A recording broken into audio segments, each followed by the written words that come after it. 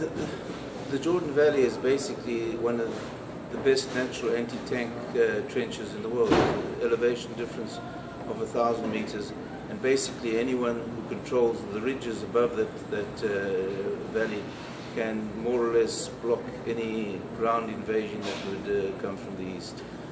So at least in the conventional scenario, that's very important.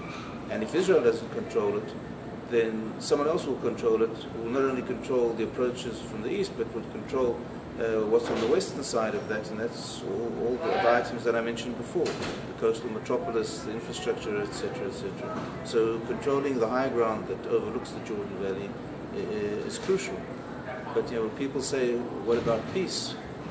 You must remember that peace is not only a very dictatorial word, because no one can be an opponent of peace as you can't be an opponent of a dictator.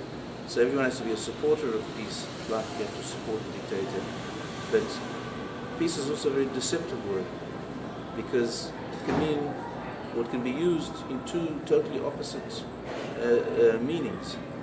One, it can mean mutual harmony, as you have said today in Western Europe. Two, it could mean the lack of violence maintained by deterrence, as was the case in the Cold War. Now, you have to decide which kind of peace is feasible in prevailing conditions. Because if the only peace that's feasible is peace of deterrence, then by trying to achieve a peace of mutual harmony, you're not making peace closer, you're just precipitating war. Because every gesture that you make to your adversary will not be interpreted as something which is seen as being made in goodwill. It's been seen something as made out of weakness, and just whet the appetite of your opponent and make his decision to go to war closer.